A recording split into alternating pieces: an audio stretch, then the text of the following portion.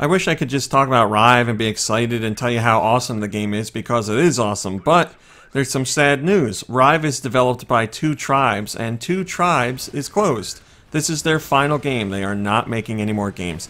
If you know of Two Tribes, you most likely have played Toki Tori, which was a puzzle platformer all the way back in the Game Boy Color days, and then got released on multiple other platforms.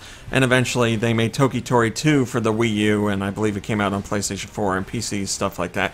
You might have also seen them from some licensed work that they did. They worked on SpongeBob, they worked on Worms and Bonk and stuff like that. But yeah, for their original IP, you know them for Toki Tori. So Rive is their final game. We're not getting any more games from them. And to be completely honest, that makes me ridiculously sad, but I think they're going out with their best game yet. If you're describing Rive in game terms, you'd say it's a 2D side-scrolling shooter with some platforming elements mixed in there. But that doesn't really do the game justice, because there's so many unique and interesting ways that these mechanics are put together, and the game keeps doing that from the beginning to the very end. So you'll have your sections that are traditional, you know, side-scrolling, where the screen scrolls on its own and you shoot and move around. And those sections are actually few and far between. More often than not, you're walking around in this ship, which has like a spider-like body, and you're jumping around and climbing up stuff and shooting enemies in 360 degrees and stuff like that. But then there's also sections where you're going to have your gun locked to the forward position, so it's really like an old school shooter. And then there's other sections where you jump inside these like anti-gravity orbs, and you float around in those spaces and shoot all around you. And more often than not, you have to stay inside these orbs because there's chaos going on around you. You can't land anywhere. Then there's also sections where you're swimming through water, so your controls are a little bit different. It's just, there's so many different ways that the game approaches being a 2D shooter, and it always was a blast. It was really a lot of fun, and I kept being constantly surprised with how the developers were taking, you know, gameplay mechanics that have been around for 30 plus years now, but making them feel new and fresh. Along with those tried and true mechanics, Rive throws in its own little gameplay wrinkle with the ability to hack enemy robots. So you get this ability early on, and then as you progress through the game, you'll be able to hack different types of robots and use them on your missions. So early on, you get the ability to hack a health robot, and this robot will fly with you and replenish your health, which is certainly useful. And then later on, you'll be able to hack a turret robot, and you can use the turret robot to fire extra bullets in whatever direction you're already firing, and they'll keep doing that until they run out of ammo. So I don't want to ruin the things that you get to hack later on, but yes, there will be certain instances where you have to use a specific robot and hack it to get through a section, but by and large, as you're flying through areas, it's up to you to pick and choose what you want to take with you. You should definitely take a hacked robot with you, because you're going to need all the help you can get. Rive is one hell of a challenging game. I can't tell you how many times I died when I was playing through the campaign. All I know is it was a lot, and in certain circumstances I just kept dying over and over again. But the cool thing is, I never felt like the game was being unfair. It just likes to overwhelm you with these set pieces. The game even talks about these set pieces. It's like, oh, let's see what one is next. Because you'll be thrown in situations where it's like you're in an anti-gravity orb, and there's enemies coming from every single direction, and there's turrets firing missiles at you, and there's lasers on either side of the orb, so you can't go in those directions until you cleared out all the enemies. And then the lasers start to move and spin around, so you have to dodge those in the orb while dodging enemies. It's just crazy, but the best kind of crazy, because when you finally make it out of a section, you're like, oh my god, I feel like the best player in the world. And then, you know, you take like a few more steps, and then another big crazy element comes into play, and you're like, oh my god, here we go again. But that constant challenge keeps you going. It kept me interested. It kept me wanting to see like what crazy stuff they're going to throw at me next. You're also going to want to take advantage of some of the upgrades you can buy for your ship at a certain spot in the game. So you'll get stuff like new sub-weapons or health upgrades, and you can pick and choose what you want. But the sub-weapons are super important. They're not going to make the game easy, but they will certainly make situations more manageable. You'll get stuff like a big shotgun blast, or a whole barrage of mines that you can throw out. And you can keep using these as long as you keep picking up ammo crates that enemies drop. So as long as you're hitting like big waves of enemies, chances are you're going to get an ammo crate dropped out of it and replenished. So you're constantly on the move to collect these crates, and you're combining that with your regular like machine gun fire, because that is also important. You're going to want to lay on that machine gun pretty much the whole time you're playing, and then when you get into a really sticky situation where there's like 20 enemies flying at you, pull out the big sub-weapon and clear out a path for your success.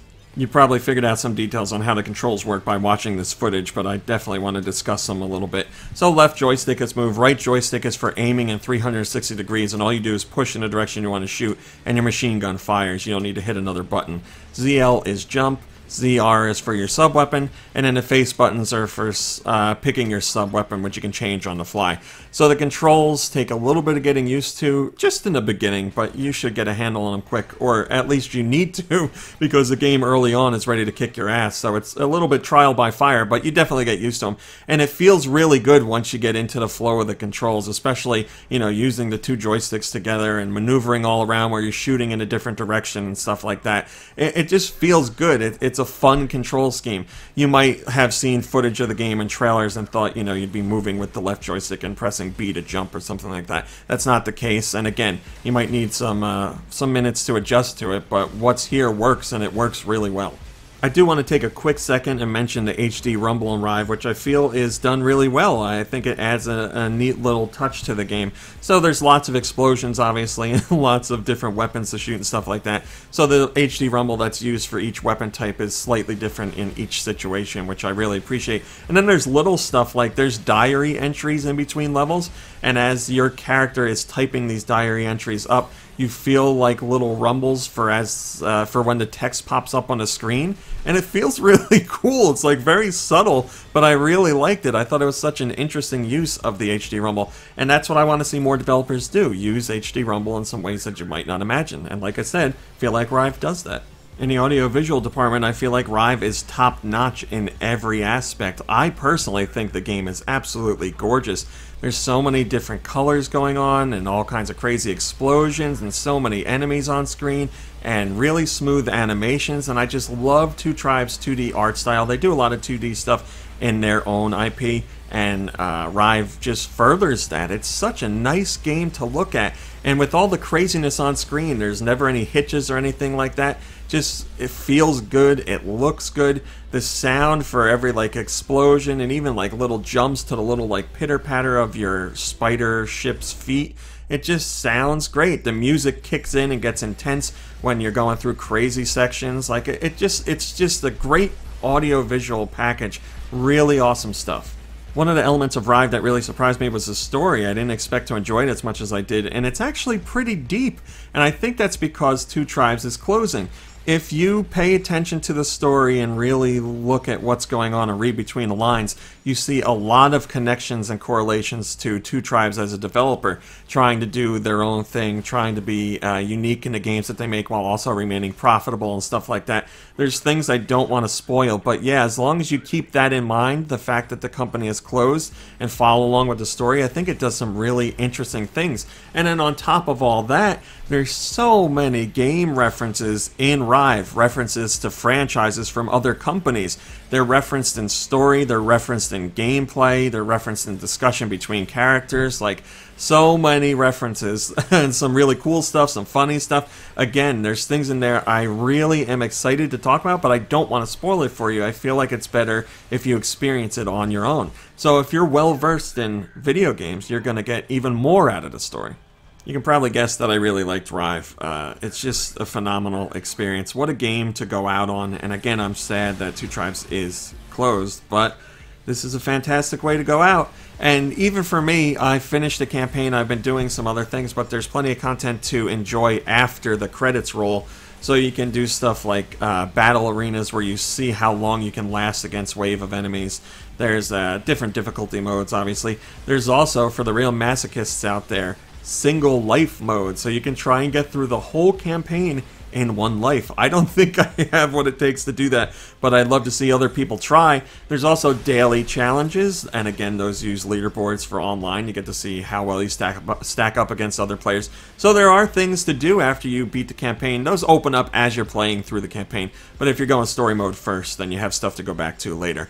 So it's a great package. It was well worth the wait. I've been so excited for this game for so long, and it's lived up to all my expectations and surpassed a lot of them too. And the worst part is, I'm like, boy, I would like Rive too, but I don't think that's going to happen. So I guess I'll just have to be thankful for what we got here, which is an awesome shooter with really unique features, really well done, and it's just a blast. It really puts your skills to the test, and I dig that. So if you're up for a challenge and a really well-made game, and you want to send a fond farewell to Two Tribes, then pick up Rive. Hey guys, RMC here from Go Nintendo. If you like what you saw in the video, why don't you give us a thumbs up and maybe even subscribe? We'd love to have you. If you want to see what else we're up to, you can check out GoNintendo.com for 24-hour Nintendo news. You can visit us on Facebook at Facebook.com/GoNintendo. You can check us out on Twitter at Twitter.com/GoNintendoTweet.